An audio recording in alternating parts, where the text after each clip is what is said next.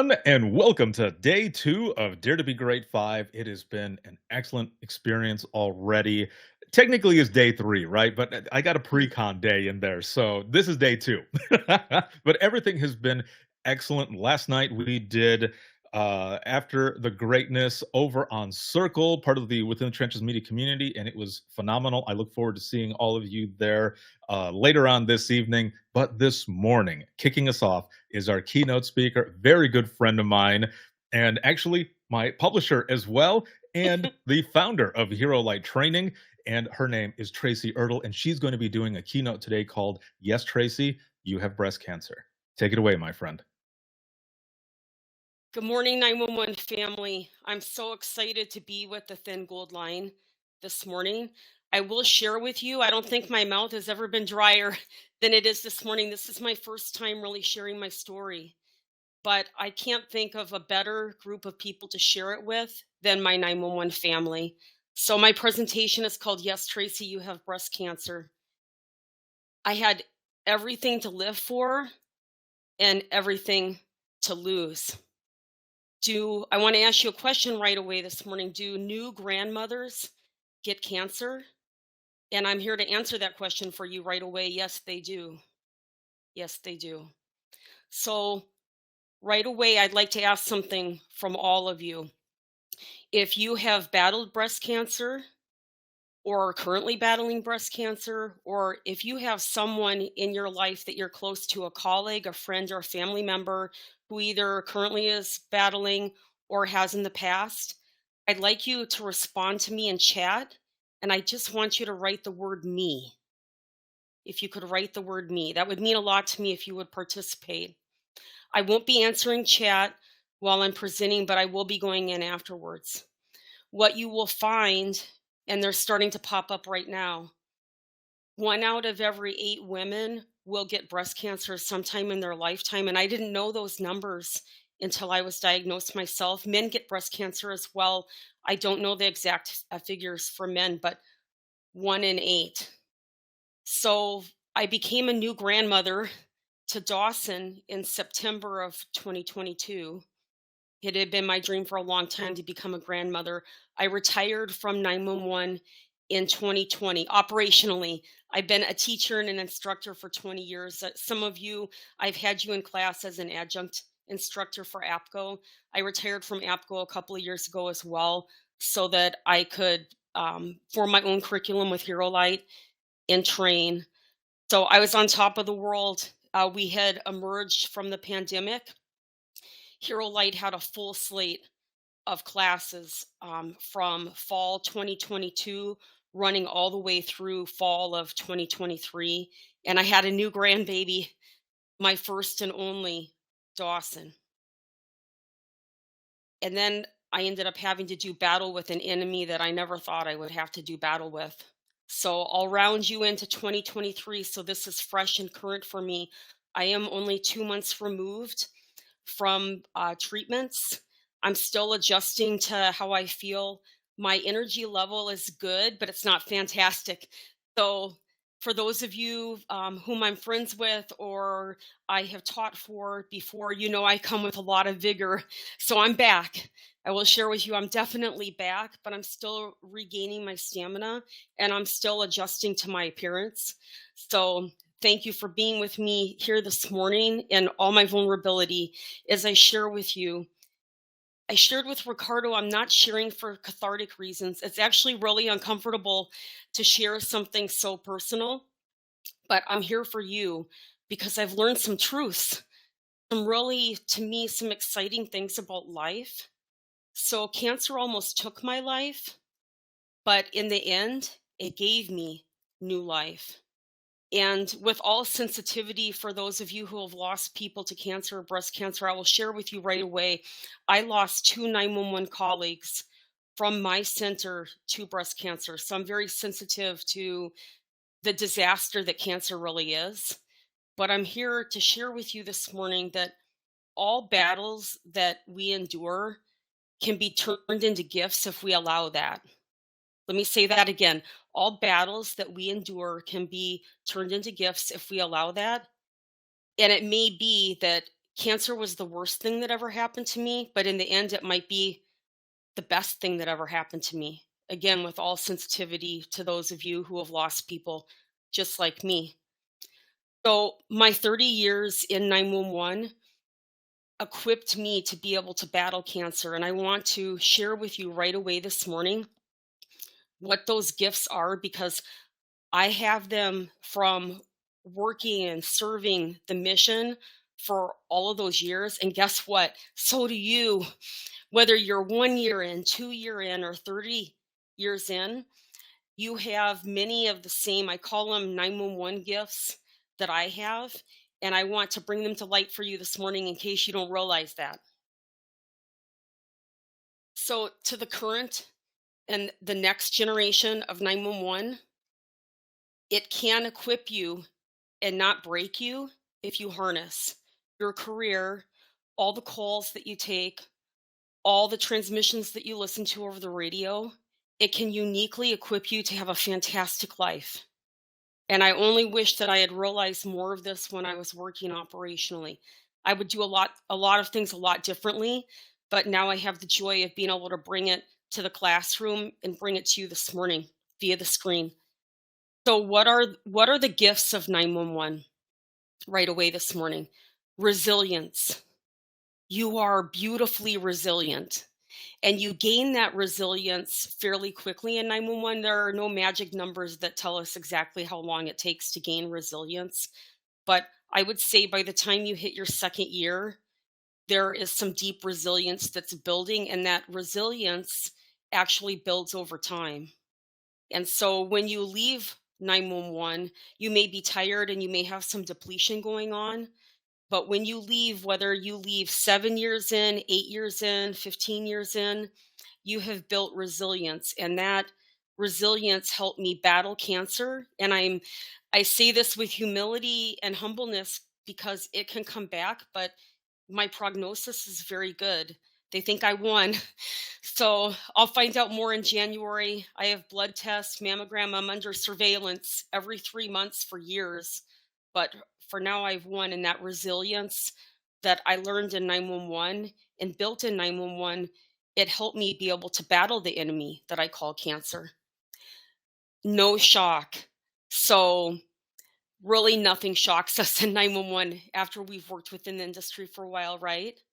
So I think that no shock factor really helped steady me after I got the news. So I went in for just a routine mammogram because I had lost two 911 friends, colleagues to breast cancer. I go every year. I was late this year. Normally I go in January.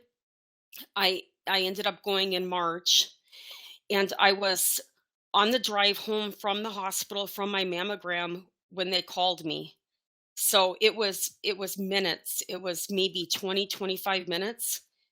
And I knew from the tone of the voice of the nurse that there was something up. So I asked her if I could pull over to the side of the road before she told me what she needed to tell me. And I know it sounds dramatic, but it's exactly how it happened. I pulled over to the side of the road and I took a deep breath, just like I am this morning with you. And I said, okay, I'm ready. Please share with me what you need to share with me. And she said my mammogram was abnormal and that they needed to see me right away the next day.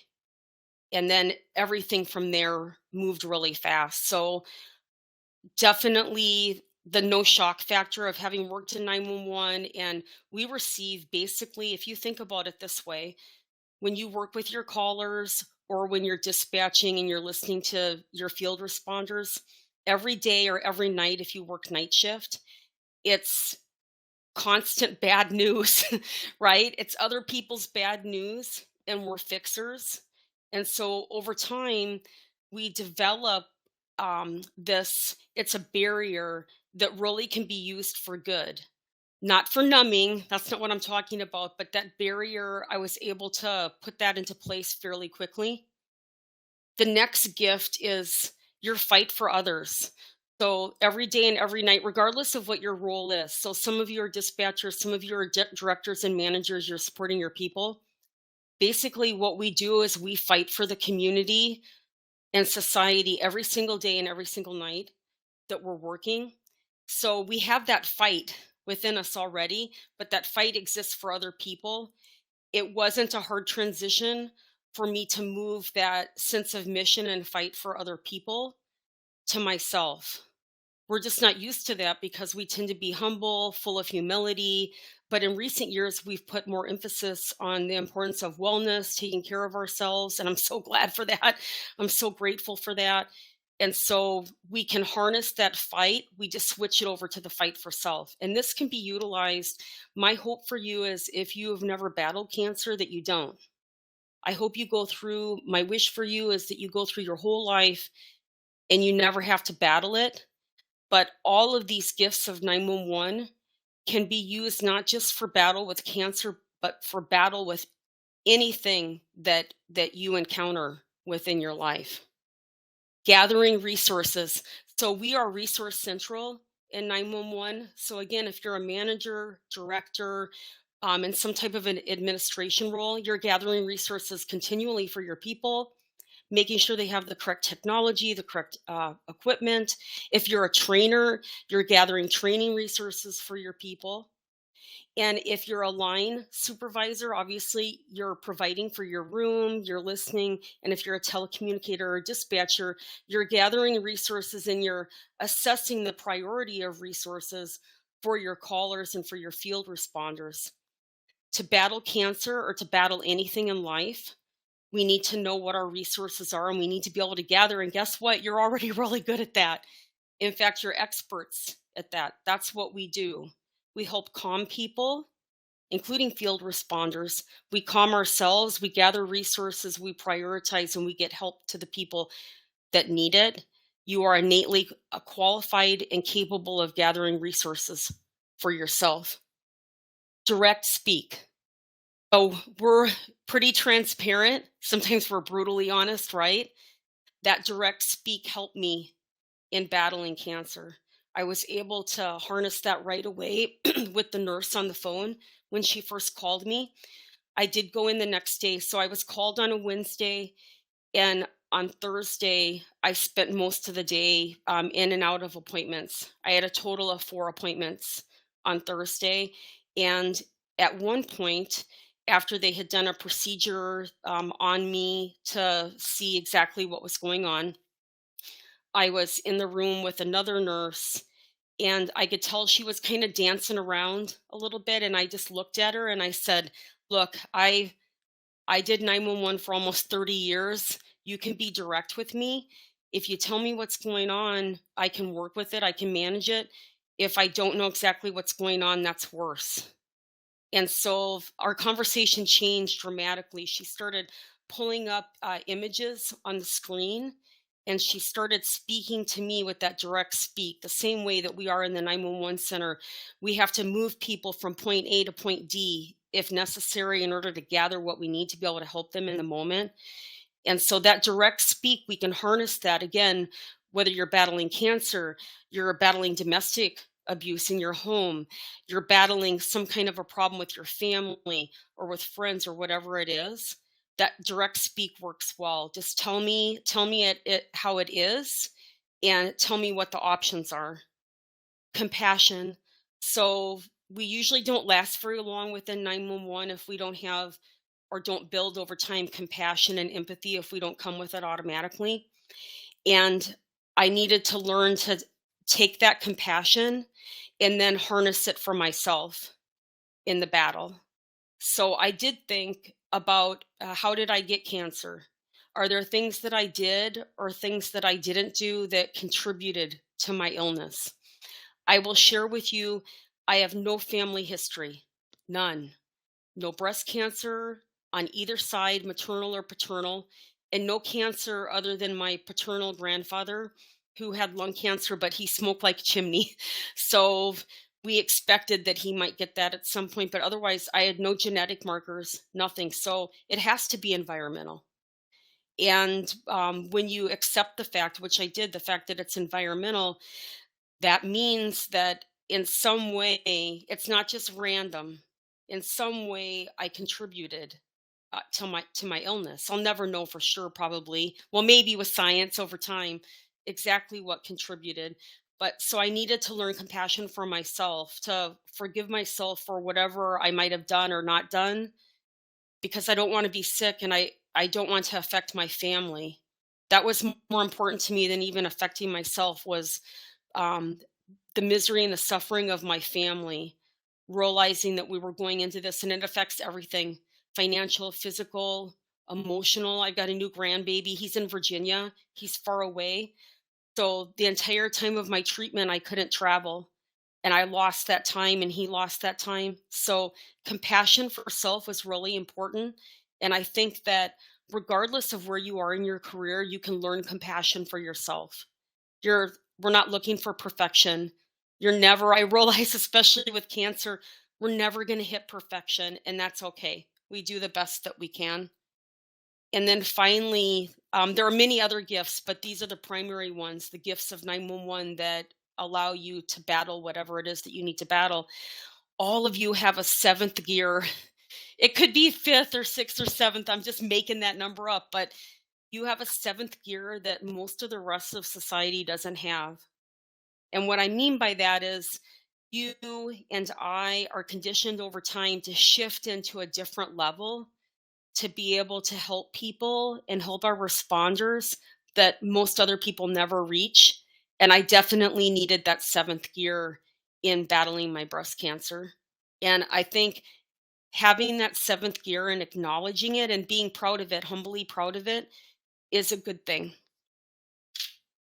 So I'd like all of you to just think for a moment about yourselves and your roles within 911, whatever it might be currently.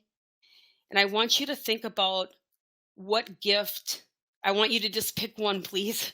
Although I'm sure you have numerous.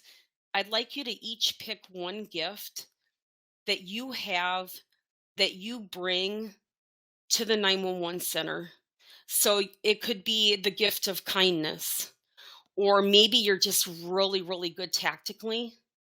I want you to try to capture it in one or two words, and then I'd like you to put that in chat. Let's approach this from a community standpoint, because I will share with you in my battle against breast cancer, I definitely needed to gather together a small community to be able to battle. I did not battle alone. I'll talk about that in a moment. Your vision when you're in battle changes dramatically, and then it really affects how you approach the rest of your life after you get done with a serious battle. But I'd like you to each pick a gift, and I want you to be unapologetically kind to yourself and put that in chat, whatever it might be. You can be humble and acknowledge that you have a gift. In fact, when you think about it, all of you right now, you're cradling society in your hands when you work in 911. Nothing comes or goes without you. Whatever the needs are with regard to emergency services. So confidence is a good thing. Arrogance, not so much. Confidence, yes. We want you to be confident and confident in what your gifts are. Oh, I like these: empowering, trustworthy, love of neighbor. Keep going. Keep going. I love it. So every battle that we endure, there are what we call aftermath gifts, the aftermath of the battle. So we want to not just survive, but thrive in the end. And for those of you who know me, I just want to share with you, I am thriving. So don't be sad. Don't be sad. I made it. They saved me. I'm one of the lucky ones. So the thrive will continue to throttle up. Sometimes the thrive is faint. Some days I still don't feel that great, and then other days I feel fantastic, and I can barely tell that I've even been through a battle. But I think that's not just me; it's all of you, regardless of the battles that you've already endured in your life. So I'm going to talk about this. I call it the story. At least that's what I've named it in preparation to be with you here this morning. So on St. Patrick's Day, and I will share with you, I am part Irish, and I've always loved St. Patrick's Day. And I was diagnosed with stage 2 breast cancer to my right breast on St. Patrick's Day. So that was challenging. My cancer is estrogen receptive, which means that not only did I have to battle the cancer, go through surgery and treatments, but they have to remove my estrogen in order to protect me from the future and hope that it doesn't come back. So that creates its own set of issues. So the gifts of the cancer keep giving, meaning that, and I don't mean that what's sarcastic. I mean, I'm continuing to learn and I'm continuing to lean in to what I have to learn in order to be able to live the best life I can. So I've decided that I'm living my life in 5-year increments. And at first that startled my family. They're like, what? We want you around more than 5 years. But that works for me. I'm so um, thankful and grateful to be alive and to have been one of the lucky ones that they could save, that I'm good with 5 years. I mean, I like more than that, but I'm living a fearless life at this point, and it's wonderful. And we still have time yet together this morning. I'll be sharing more with you that hopefully will help all of you. And for those of you who are in leadership or training roles, my hope is that you'll bring this forward, because training the next generation of 911 is not just tactical and operational. We need to teach people to not just survive, but to thrive and to take care of the whole person and to be healthy physically and psychologically, and to embrace all of that and to empower people. So I had no symptoms when I went in from my mammogram, none whatsoever. I shared with you no family history. I did make sure that I went every year for my mammogram, and this is really important. If you are at the age where you get mammograms or you have family history, you need to make sure that you ask for 3D or 4D. You need to ask for 3D or 4D, and if it's not covered by your insurance, find a way to pay for it, because my doctors told me that the 3D mammogram saved my life. A regular mammogram would not have picked up my cancer. And what's really scary is to think about the fact that I do go every year. They did the 3D mammogram. Even catching it as early as they did, it had already spread to my lymph nodes. So I had lymph node surgery as well. And then it broke free from there, from the lymph nodes. So in order to save me, what they needed to do is they needed to hit the whole upper right quadrant of my body with the radiation, and I needed double radiation. So they hit me with 2 beams from the front and then 2 beams from the back. And I went every day, Monday through Friday. My time was 10:45 a.m. So I had surgery in April. Um, surgery went well, but surgery, there are always things that go along with recovering from your surgery. And then that reality of I'm not the same. So part of me is gone now. Part of me is missing, like literally, physically. And then I think there's another hole that's created, so to speak. But I've learned in the last few months how to like fill in that hole as best I can and take what I've learned and not just move forward, but leap and jump. So, and that's what this morning is about. But I have to lead you through the journey so that I have the best chance possible of you understanding of what I want to convey to you this morning. I'm hoping that this morning is life changing for you, just like my cancer was life changing for me. My hope is that you look at today differently than you looked at yesterday. That is my wish for you. That is my prayer for you. So, going through radiation 5 days a week, and it was double radiation, I definitely felt exhaustion as I was going through. But I also, one of the gifts is I felt authentically raw. And what I mean by that is everything else was stripped away and I was left with just me. And that turned out to be the greatest gift, because I could literally, I thought when I was laying there in radiation, and it was like a Star Wars machine. And I smile not because I think it's funny, but because I learned humor is medicine and it really helped me during my battle and during restoration. It was this big machine that circled around me. I felt like I was in Star Wars during those times, but it gave me time to think. I thought about 911. I thought about my health. I thought about my life, the people in my life, and some truths, some battle realities really came to the surface. And I'll be getting to those shortly. Before I do, I need to lead you through the setup because um, when you go through tough things, and cancer is tough, then hopefully, whatever your battle is, we come out the other side with those truths. But we inevitably go through a compression during that time, not depression, although that can happen too. But we go through a compression period of time, and it's painful and it's scary.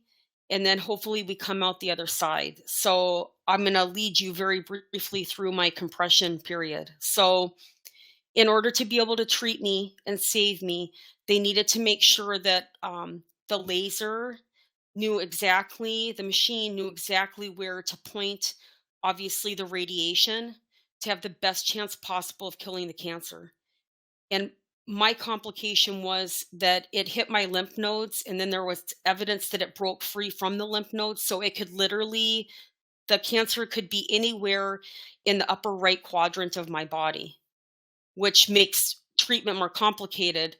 So it's almost like for those of you who use guns, they had to do like a shotgun blast rather than rifle pinpointed and try to hit as much as they could to kill what was ever in there. So they created a form that fit me, and I laid on my back, and my everybody's different, but for me, my arms were like this, and I'm laying there. I was naked from the waist up every day.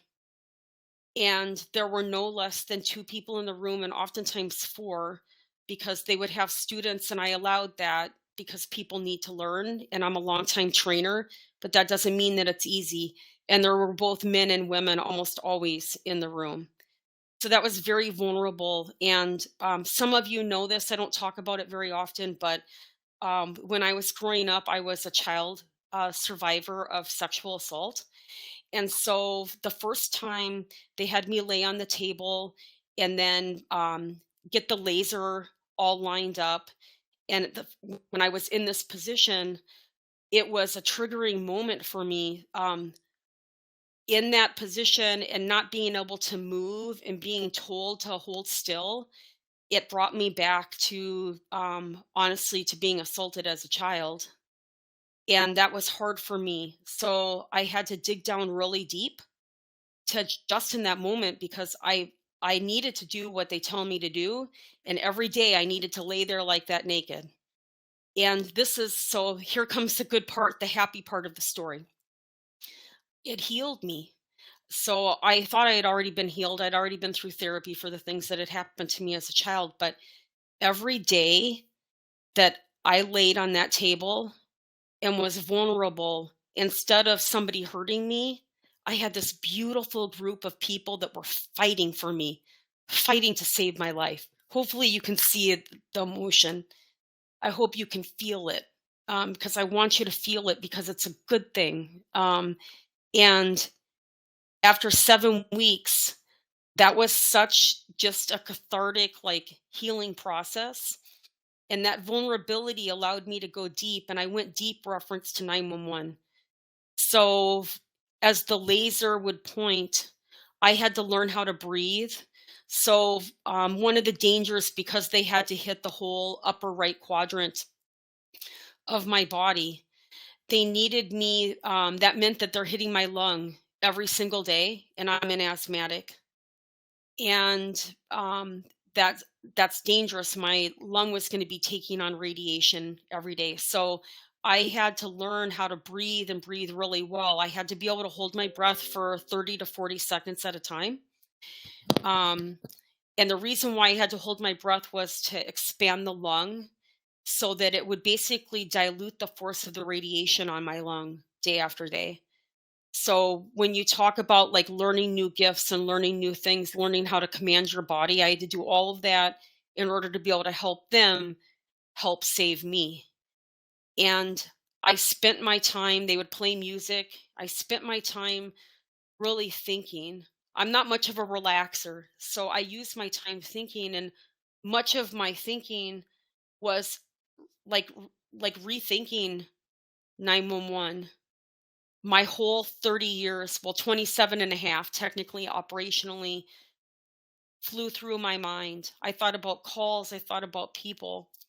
And what I realized are I call them 911 truth aftermaths and rethinking 911. So one of the main things that I want to convey to all of you this morning is you are enough. Like you are enough as long as you are you.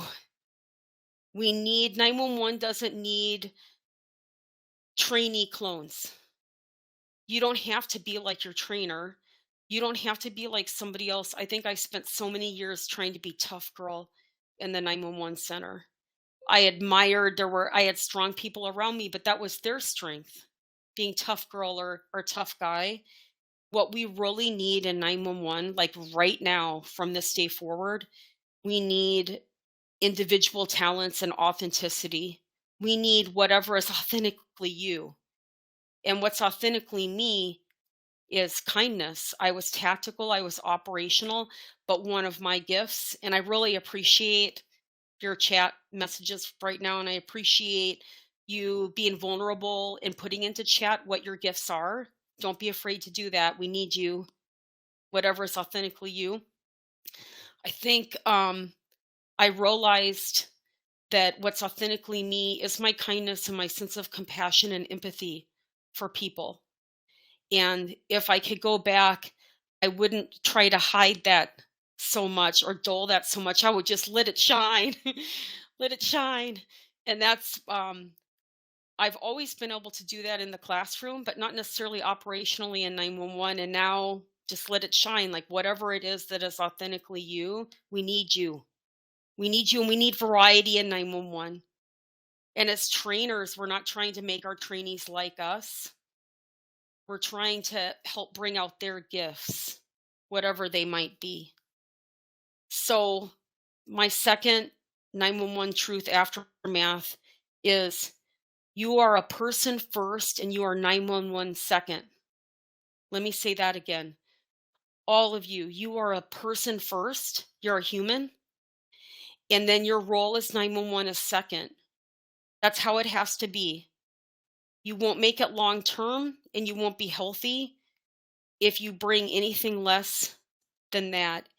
It's okay to be a person and be a human, and then your role, like your mission, is 911. I am convinced that all the years of compression and secondary trauma and stress and not enough focus on health is what led me to being sick.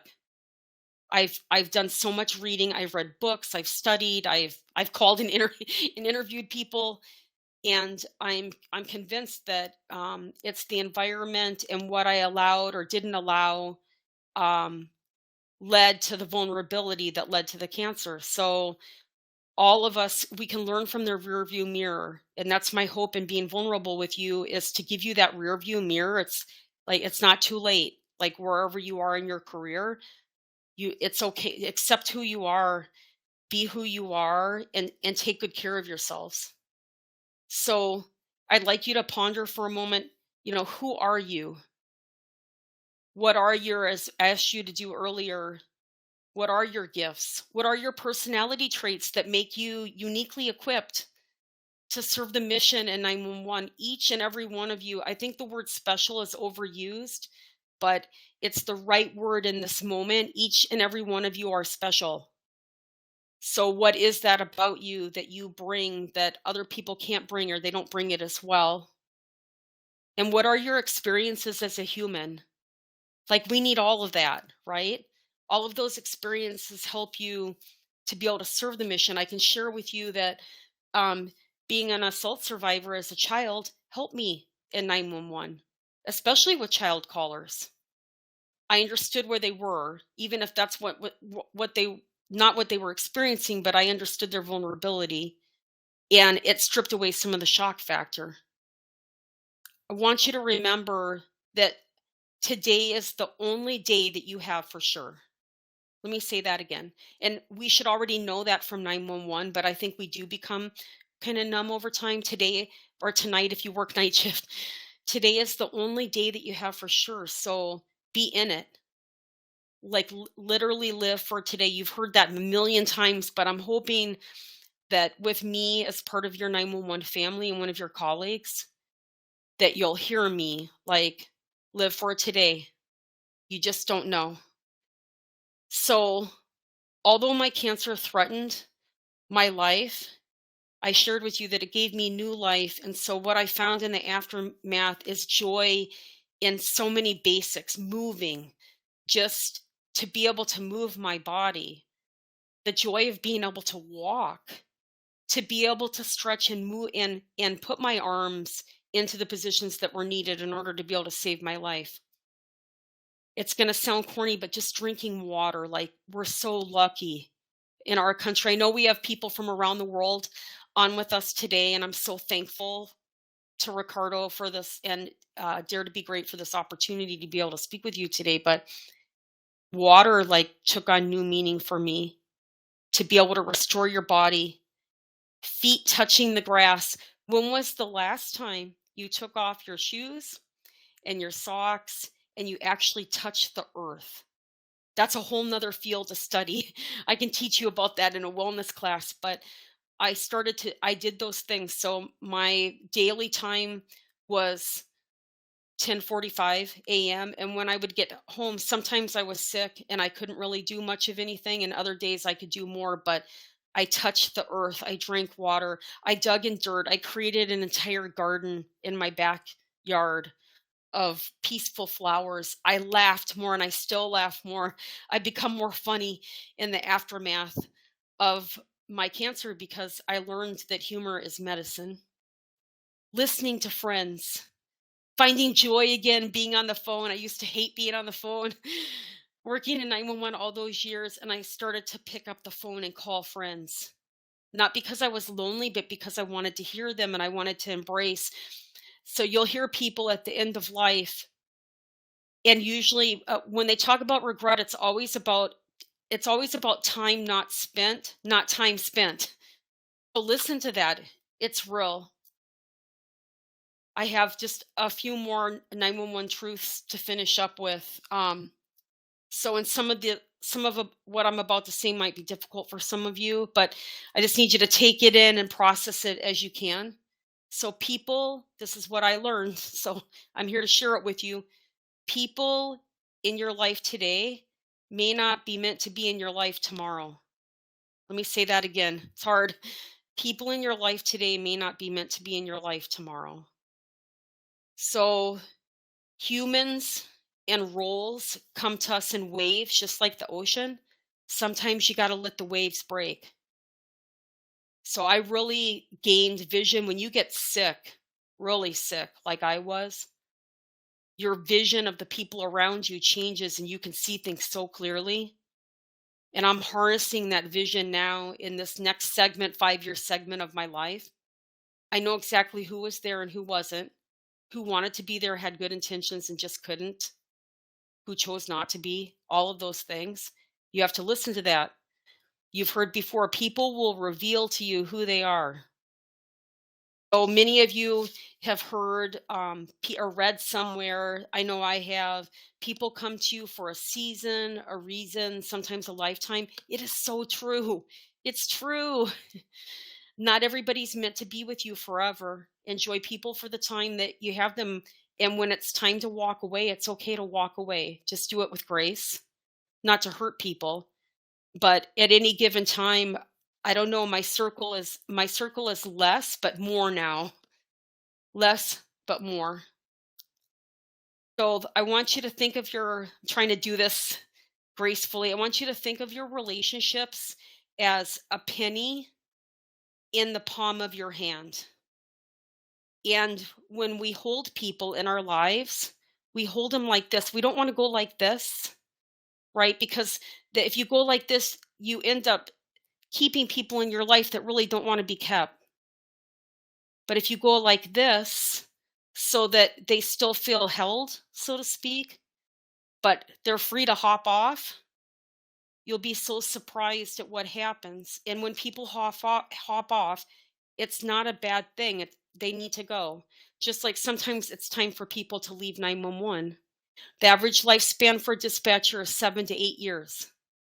So not like literally like lifespan, but your lifespan in the center. And then we say if you make it beyond 8 years, woohoo! Hopefully, maybe we have you for life. We lose 80% of our people in the first 2 years, and guess what? Not everybody's meant to be a 911.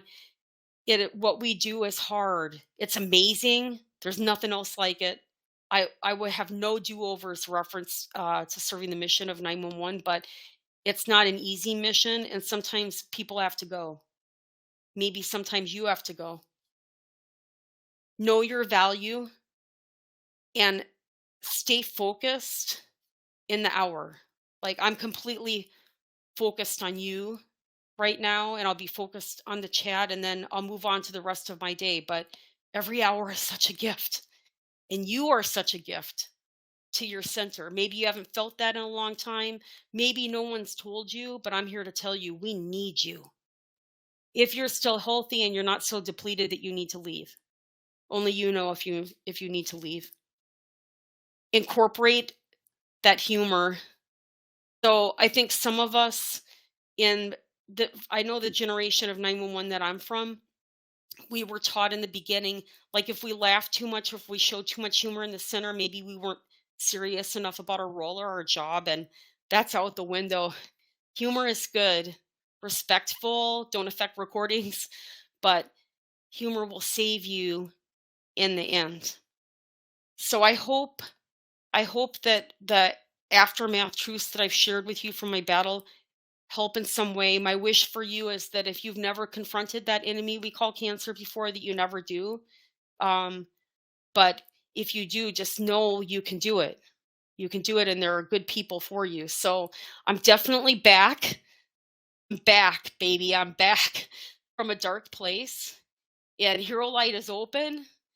And yeah, let's have a great 5 years and beyond. Thank you so much for spending this 45 minutes. Or I know I didn't go over. Usually I talk too long, but thank you so much for spending this time with me. My door is always open. Please join the community so we can continue the conversation. I would love to see you again, be able to speak. I am truly living a fearless life now, and that includes direct speak. I'll tell you it like it is. So thank you so much, everybody. I hope you have a beautiful day with Dare to Be Great. I know I'm going to be. Excellent, my friend. Well done. Well done. That was so good. As you were telling your story and everything, I thought back to when we were all at the ranch, and we were talking, and this is when around the time that you were getting these phone calls and everything, and you shared this message and all after while teaching, after teaching, all of it, and you had to leave early, but we were all there with you. And then that final day, you had called Karen and let us know the information and everything, and just if you could have heard just the happiness, the applause, like that some of the good news that you had gotten that you shared. I wish I could have recorded it so that you could hear it, but we have all been here with you, for you, supporting you, and everything. And thank you so much for sharing this message and just being such a special person and beacon to this profession. And as Tracy said, she is back. Hero Light Training is the training company that she has founded, that she runs. She's got some excellent sessions. So make sure to hit up Tracy for all of the awesomeness that she brings to this profession. And on the community as well, I'm going to be adding links. Again, make sure, check it out. I'll be adding links up there as well. And this is how we do it. Thank you. Thank you, Ricardo. Mwah, to all of you. To everyone here, we are going to be moving over to the next session, and I will bring you over there with me. And man, again, everything is just starting out amazing. Thank you, my friend. Thank And you. we will continue here. We'll see you all in the next session.